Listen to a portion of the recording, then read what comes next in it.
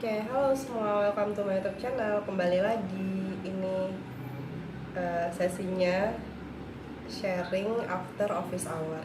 Kebetulan aku udah selesai kerja, jadi tadi baru selesai meeting sekitar jam 6 kurang. Jadi sekarang aku mau bahas-bahas apa lagi nih yang bisa meningkatkan produktivitas kita terutama dalam pekerjaannya.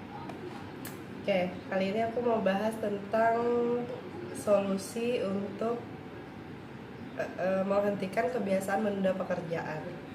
Nah, aku browsing-browsing ketemu di gramedia.com.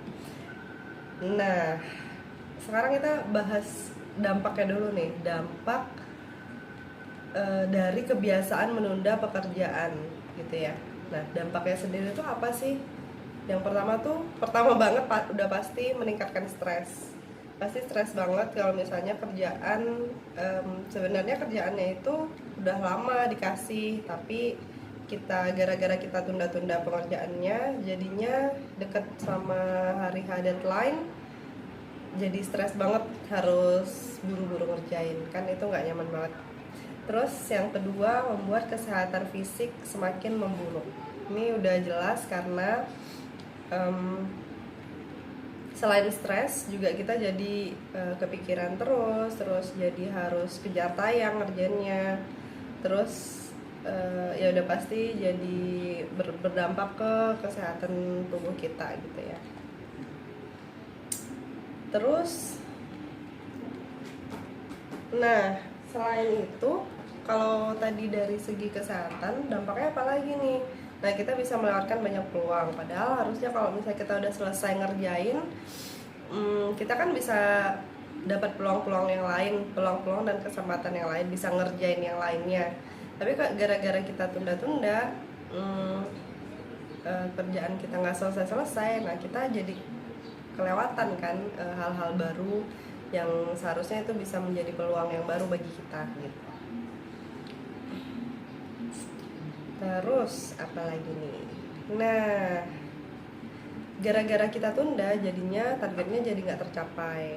Nah, padahal harusnya kalau misalnya kita ngerjainnya lebih awal, prepare lebih awal, itu bisa jadi kan lebih termanage waktunya dengan baik. Tapi gara-gara kita ngerjainnya mepet, jadinya resikonya adalah tidak sesuai selesainya dengan target yang udah ditentukan gitu. Nah, ya ini yang paling buruk ya, mencoreng nama baik. Kalau mencoreng nama baik itu iya udah pasti salah satu resiko yang paling fatal sih. Kalau misalnya kita udah dikasih kepercayaan harus selesai di hari dan waktu tertentu, tapi gara-gara kita menunda karena itu menjadi kebiasaan buruk kita, maka kita mendeliver output dari pekerjaan itu kan juga jadi lambat ya. Kalaupun tetap tepat waktu, ya bisa jadi hasilnya tidak maksimal atau tidak memberikan yang terbaik gitu. Jadi ya bisa jadi itu akan menghilangkan kepercayaan orang lain kepada kita kan, jadi mencoreng nama baik gitu.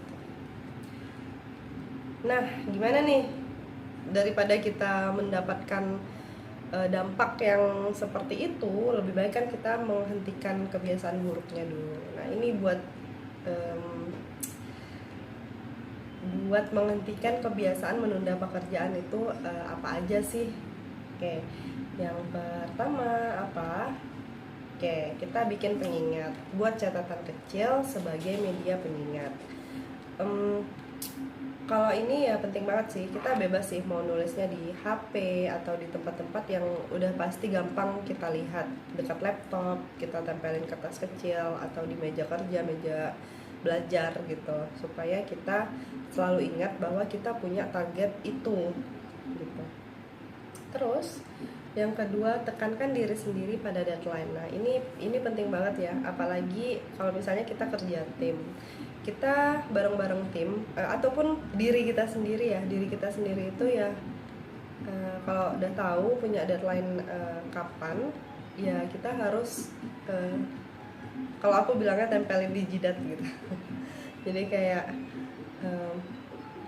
tiap tiap hari tuh kita selalu ya bisa jadi kayak tempelin itu 5 cm di kening kita, di depan kening kita atau di depan mata kita gitu. Jadi kita selalu ingat kalau ya kita tuh punya deadline loh, udah deket loh deadline-nya gitu. Jadi udah pasti kita fokus gitu, karena kita udah selalu menekankan itu ke diri kita sendiri. Jadi kita akan fokus gimana caranya supaya bisa tercapai.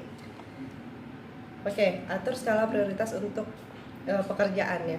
Oke, ini ya ini salah satu bagian dari penundaan tadi. Kalau misalnya kita udah tahu punya banyak pekerjaan, tapi biasanya kan pekerjaan berbeda-beda deadline-nya. Nah, kita tentunya akan mengerjakan deadline yang paling dekat waktunya. Nah, karena masing-masing ada deadline, jadinya tentunya kita harus mengatur skala prioritasnya, yang mana duluan yang mau dikerjakan gitu. Tentunya yang deadline-nya yang paling dekat gitu. Tapi kalau misalnya pekerjaan itu low priority, terus juga nggak apa-apa, masih lama dibutuhkan kayak gitu. Misalnya kan ada jenis pekerjaan yang kayak gitu, tidak urgent gitu. Nah itu ya sudah, kita utamakan dulu yang lebih penting dan mendesak gitu. Oke, hindari semua distraksi yang ada di sekitar. Ini udah pasti. Ketika kita sudah punya tujuan tertentu, maka kita harus fokus terhadap tujuan itu. Singkirkan semua yang akan menyebabkan kita tergoda atau tadinya mau ngerjain malah jadi nggak jadi gara-gara ada benda itu atau ada hal itu.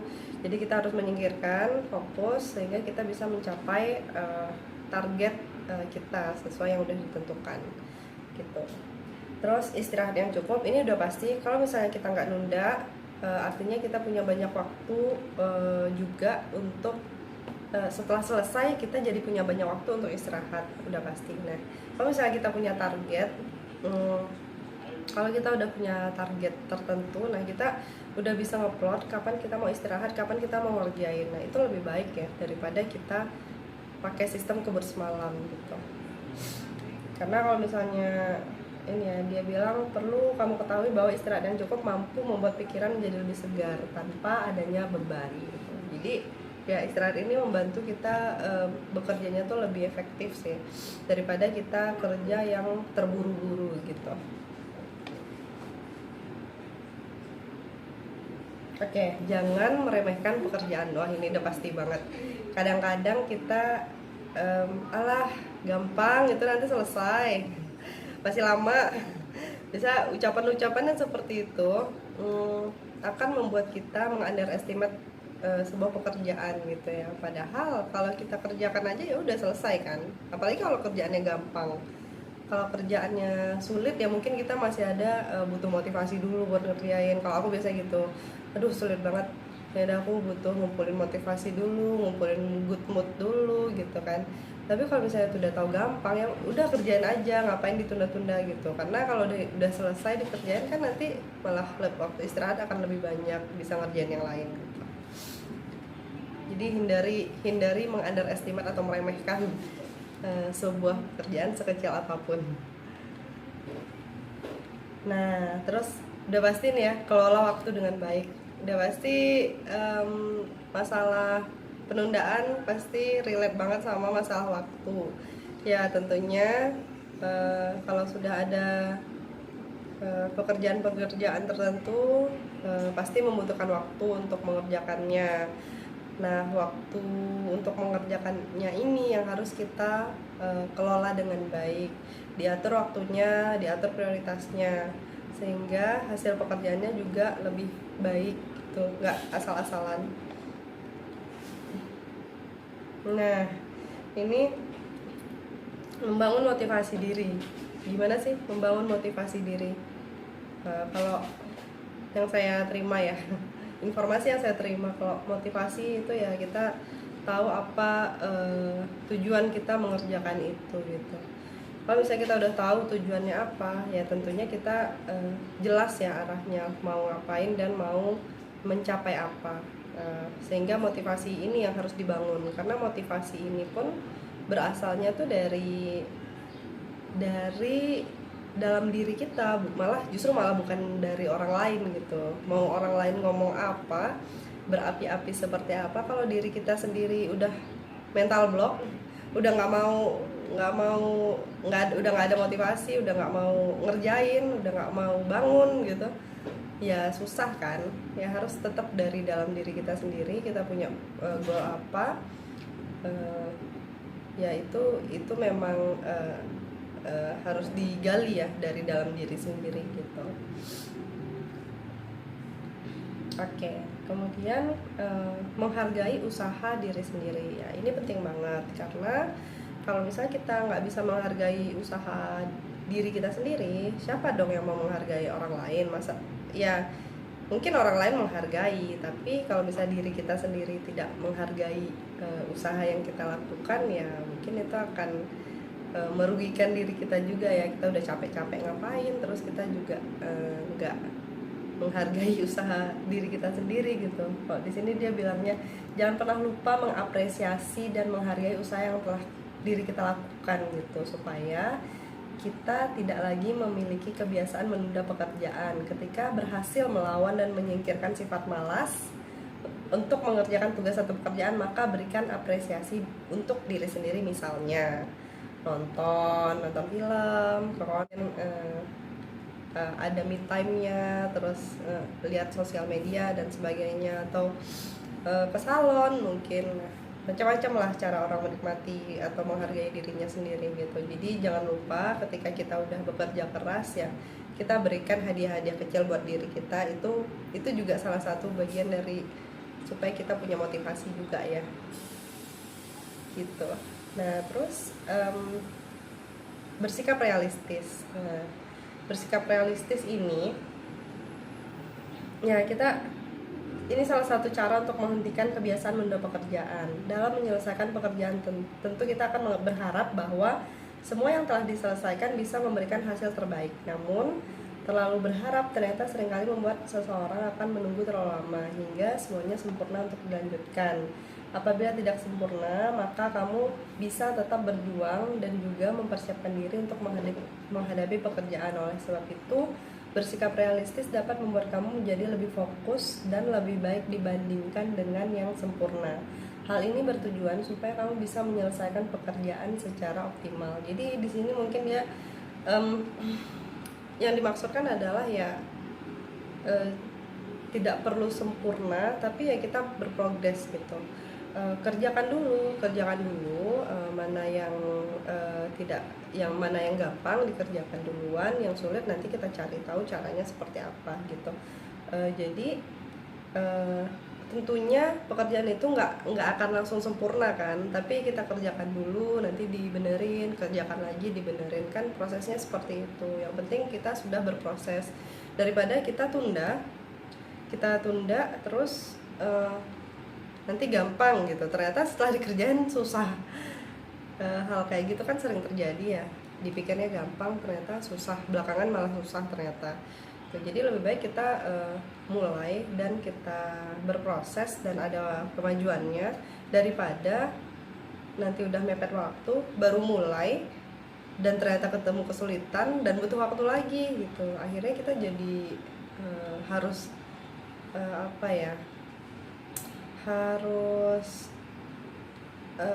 harus terburu-buru, akhirnya nanti outputnya jadi nggak maksimal dan jadi nggak bagus gitu.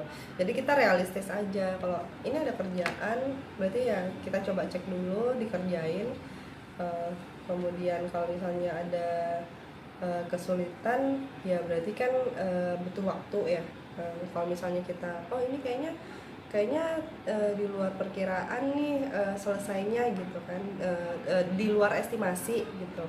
Nah sehingga kita bisa memberitahu lebih awal kepada orang yang memberi kerja kalau pekerjaan ini ternyata bukan butuh waktu 2 minggu tapi butuh waktu 3 minggu gitu. Kita bisa ngomong itu dari awal, daripada kita udah habis waktu seminggu baru ngomong ini tuh selesainya bisanya 3 minggu gitu, padahal kita udah habis waktu 1 minggu kan. Lebih baik kita udah tahu dari awal, kecuali kalau suatu permasalahannya baru ditemukan di tengah-tengah, dimana kita emang udah start dari awal kayak gitu. Oke, mungkin itu dulu tentang cara menghentikan kebiasaan menunda pekerjaan. Thank you for watching and have a good one.